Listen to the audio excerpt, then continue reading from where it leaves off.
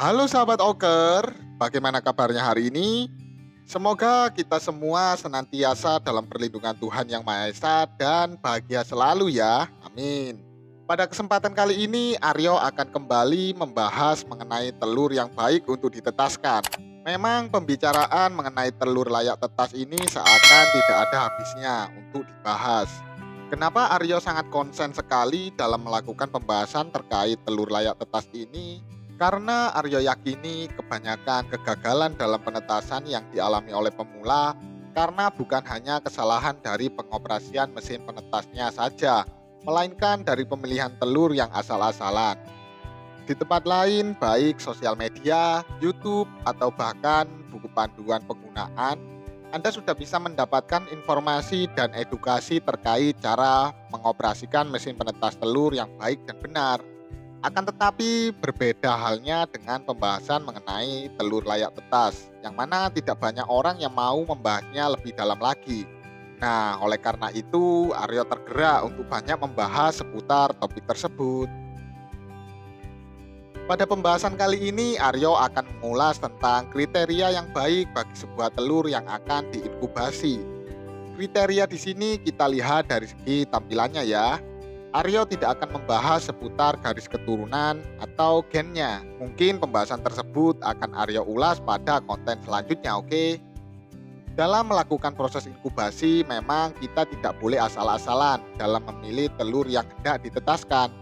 Selain Anda harus mengetahui kriteria-kriteria umumnya seperti fertilitas, sterilitas, dan kesegaran, tentu Anda harus tetap memperhatikan kriteria-kriteria penunjang lainnya, yakni dari segi bentuk dan tampilan telurnya. Dengan melakukan seleksi telur yang teliti, maka kita bisa berharap DOC atau DOD yang kita hasilkan nanti memiliki kualitas yang bagus. Lalu kriterianya seperti apa sih? Yuk kita bahas satu persatu. Tapi sebelumnya, bagi Anda yang belum mengetahui kriteria atau syarat telur yang baik untuk ditetaskan secara umumnya, yakni fertilitas, sterilitas, dan kesegarannya tadi, silakan bisa dipelajari dulu materinya.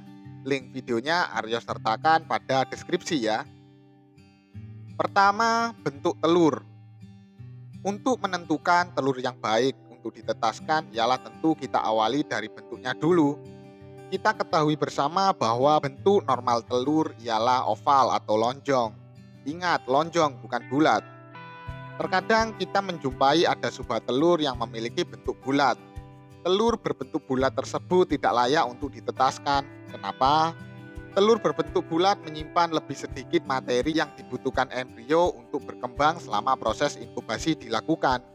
Biasanya telur dengan bentuk bulat ini akan menghasilkan anakan yang tidak sehat atau cacat.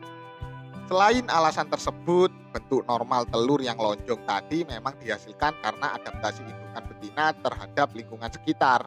Contoh, burung walet menghasilkan telur dengan bentuk lebih lonjong daripada telur ayam atau telur bebek pada umumnya. Hal ini karena habitat alami dari burung tersebut adalah di tebing-tebing, yang mana ketika mereka bertelur maka telur tersebut tidak akan menggelinding jauh karena alasan bentuk telur yang lonjong tadi memudahkan telur tersebut untuk berhenti menggelinding lurus. Nah, alasan yang sama juga pada telur jenis unggas lainnya termasuk ayam, bebek, atau entok. Kedua, warna telur.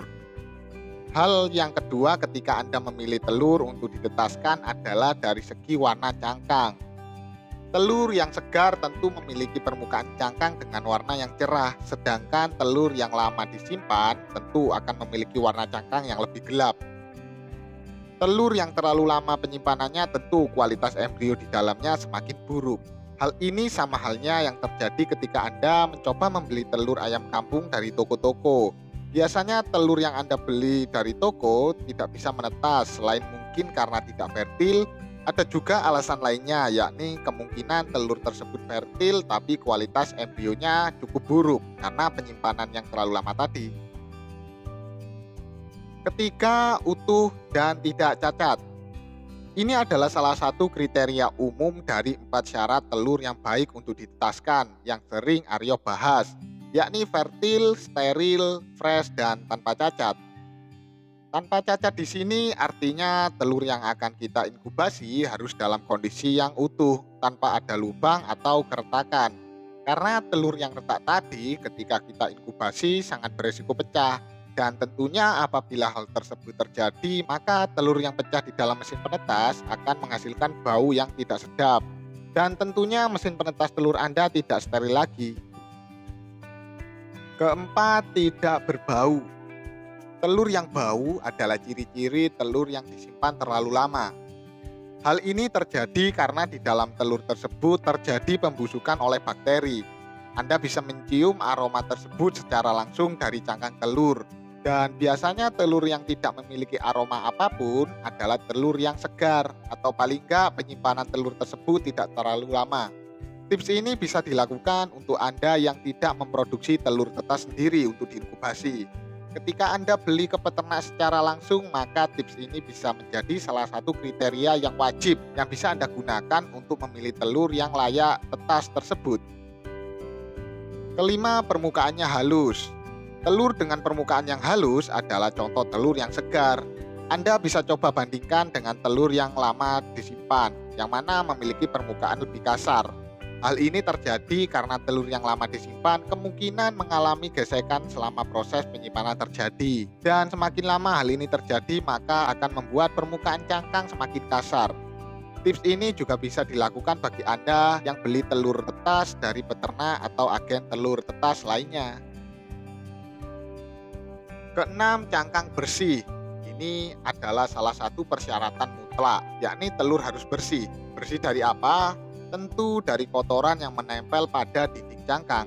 Telur yang kotor tentu beresiko lebih besar untuk gagal menetas. Hal ini terjadi karena kotoran yang menempel pada cangkang bisa saja menjadi sumber bakteri atau mikroorganisme jahat. Bakteri tersebut bisa saja masuk ke dalam telur dan mengganggu perkembangan embrio. Selain itu, telur dengan permukaan yang kotor maka bisa saja membuat mesin penetas Anda ikut kotor juga. Nah, apabila telur yang Anda miliki dalam keadaan kotor, maka Anda bisa membersihkan terlebih dahulu. Pembahasan seputar sterilisasi telur tersebut nanti akan Aryo bahas pada video khusus. Karena kalau Aryo bahas pada video ini, tentu video ini akan semakin panjang. Jadi bagi teman-teman yang ingin Aryo buatkan video khususnya terkait cara sterilisasi telur tetas yang baik dan benar, coba deh tulis di kolom komentar.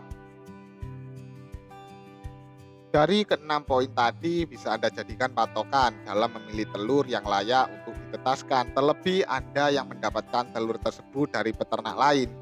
Dengan melakukan seleksi sebelum dibeli, tentu Anda bisa mencegah kerugian dari kegagalan penetasan yang diakibatkan oleh telur yang sebenarnya tidak layak untuk diinkubasi.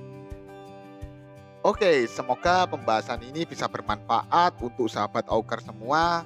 Bagi Anda yang ingin belajar seputar penetasan telur, maka bisa kunjungi website kwoindonesia.com dan pilih menu strategi penetasan telur karena di sana terdapat ratusan materi yang bisa dipelajari secara gratis. Terima kasih atas perhatian dan waktu sahabat auger semua.